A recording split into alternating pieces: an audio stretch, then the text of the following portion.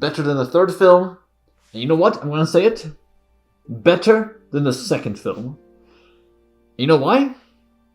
It keeps the magic of How to Train Your Dragon 1. It's simple. 22 minutes. But it has everything that made the first film special. And just packed it all up perfectly in a small little Christmas box. Small, pun intended, because this is a Christmas special. A 2011 Christmas special that came out in November of 2011. I didn't realize this was adored by lots of people. Borderline calling it better than, well, obviously the third film. And some even calling it better than the second film. And I can see why. I even just said it. It keeps everything that makes the first one special and packs it up in a little special. In a little Christmas special. And it does it perfectly. Believe it or not, it's actually not directed or written. I think it's not written by the people who directed and written the first film, or even the future second and third film. That's true. It was made by I think a storyboard artist, or someone who's working on the first film. They did a perfect job. What was his name? Tom Owens? Todd Owens? I apologize if I don't remember his name exactly.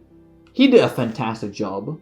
My heart was pulsating each passing minute. No, each passing second. Yes. I was flustering after each scene. I couldn't believe that I have never seen it before. I think I have, but I had very little memory of it. By the way, I watched it on YouTube. There's like a little playlist, and there's 6 videos. Terrible frame rate, but it's free. You can watch it there for free. Yes. Alright, few criticisms, but I can easily forgive them. Because one, animation, yes. Weaker than the first film. Not the best animation. But it's just a Christmas special, my guy. I'd rather... You know what? I'm going to say it. I'd rather watch an animated film that looks terrible, but feels real. More so than a animated film, that looks real, but feels terrible. Is terrible. How to Train Your Dragon 3. Yeah, I'm forever gonna throw flack at that film. I'm forever gonna insult that film. Deservingly so. It ruined my childhood. Okay, not entirely, but it left a unbearable stain. That's for sure. An unbearable stain on my beloved franchise. Yeah. Oh, and the humor. Okay, after the third film, I hated every character. Especially the side characters. Oh my god. But in the Christmas special, I forgave them. Even though the Christmas special happened before the second film, chronologically and release date-wise, but I went back to loving them. I love them now. I love the real them before they're rewritten to whoever they are not, alright? Here's the thing that people mistake about these characters. Yes, they're goofy, but they're not stupid. They're not imbeciles. They have idiotic moments, that's for sure. But they're just goofy. Goofy little teenagers, right? Where they get stupider as they grow older. Weird. But it's balanced in the Christmas special. They still feel real. They sound like real people. Well, believable character rather than plot devices aimed to make you laugh or whatever reaction they expected from you. Oh, okay, got to talk about one thing. I love the ending. Okay, if you haven't watched it, spoilers, so go watch it. It's on YouTube, as I said. Go search it up. Gift of the Night Fury. You'll find a playlist. I love the gifts that Hiccup gave to the Toothless, and then Toothless gave to Hiccup.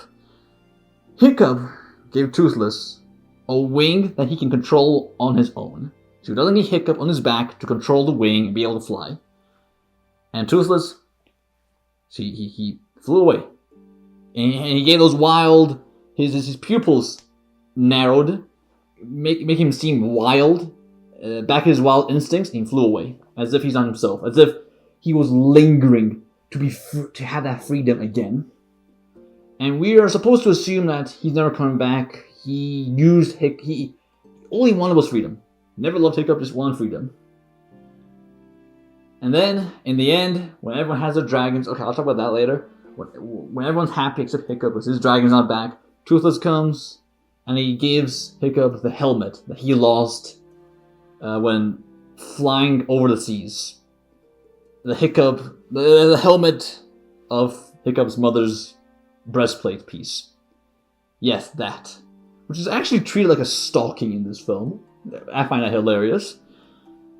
And then that's one gift from Toothless.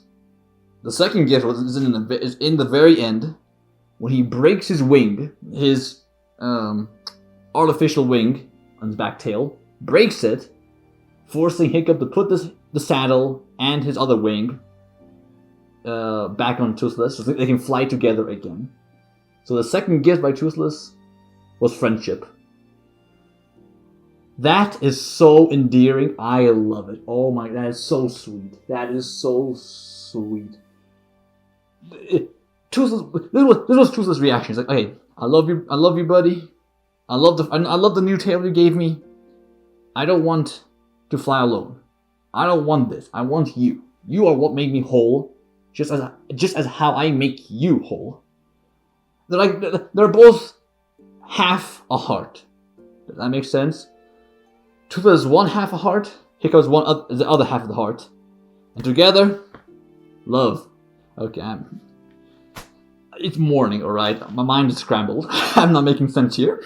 Oh, and the side plot line. While the plot line with Hiccup and Toothless is going on, there's another one with the gang, where they find out there's one dragon who stayed, because the other dragons, they flew off.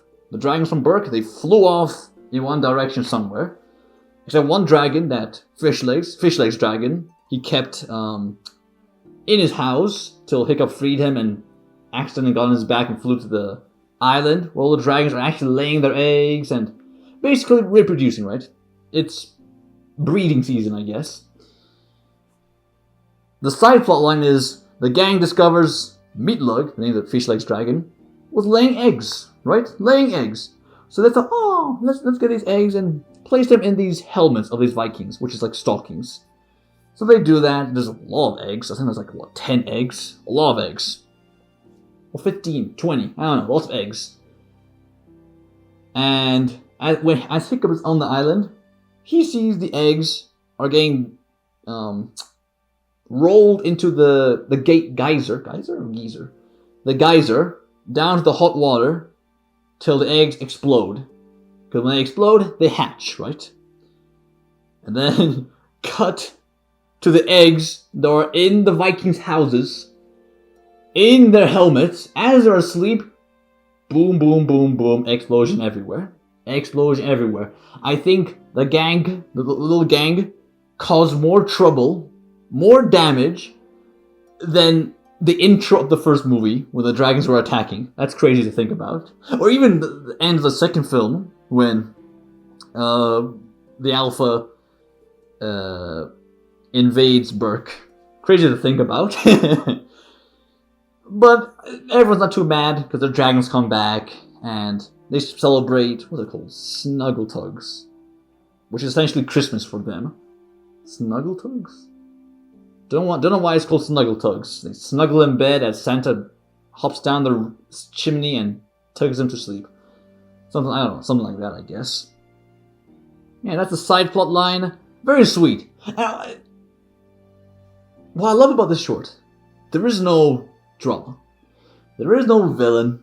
There's a few mess-ups, right? Yeah, the houses exploding from the eggs hatching. But that's what made the first film enjoyable. There was no villain in the start, or even in the middle.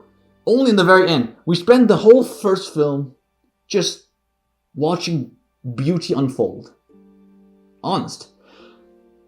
And same for this Christmas special. Just watch everything go on. Let's watch this wholesome Christmas special. Watch everyone doing their thing. Yeah, there's a few mess-ups, but still celebrating the season. They have each other alongside dragons, just having the time of their lives. Very sweet. Very sweet. Nothing terrifying. Nothing. No threats. Nothing. So a very sweet event. Very sweet short. And I love it. Not to say that to have a villain through we were introduced to a villain in the start of the film, listen, How to Train Your Dragon 2 and 3. Have a villain introduced in the start of the film and get defeated in the very end. And they protrude as a huge threat to everyone. It's not a bad thing, but it's not what made How to Train Your Dragon special. The first film. It was, as I said, watching beauty unfold. Watching what's supposed to be a forbidden friendship occur. See what I did there? This Christmas special is as magical, if not more magical, than the first film. Something the second and third film lacks. Still love the second film. Can't say the same for the third film, and I won't. Yeah, I think that's really it. That's all I really want to say. Oh, all the voice actors are back, by the way. There's no, because usually they say in these cheap, direct DVDs like Disney did before. I think they still do, kind of. They usually hire voice actors that at least sound similar to the original voice actors of these characters, right? No, they're all back. Gerard Butler voicing Stoic, Jay Butcherell voicing Hiccup. Everyone's back. I was saying they could have put in more, effort into sounding better. Because sometimes, they're on screen, the characters, they do be, doing exaggerating movements with unenthusiastic voices. But the same cannot be said for Hiccup, Astrid, and Stoic. Only the side characters. But not a big deal. Not a big deal at all. I don't mind it. Yeah. Love the Christmas special. I love it. Oh my god. Watch it. Just watch it, please. It's so good. It's so good. Oh my god. Yeah, if I would have to rank all the How to Train Dragon films as well as the Christmas special, from worst to best, easily the third film, second film. By the way, the gap between the second and third film is huge. Huge. The third film was all the way to the country's border, the country line, the countryside. And the second film's right here, right? That's how big the gap is. Then the Christmas special, which is another big gap, and a small gap between the Christmas special and the first film. I love it. I love it. And that's it. Now I have the Christmas special that comes after How to Train Your Dragon 3. Homecoming. I have hope. I have hope that it will be good, alright? I'll watch it maybe today, or in a couple of days, right? And post a video about it. Hoping it's good. Hoping it's good. Alright. Like, subscribe, comment down below what you think of the Christmas special, and yeah. Have a great day, or night, and I'll see y'all soon. Take care.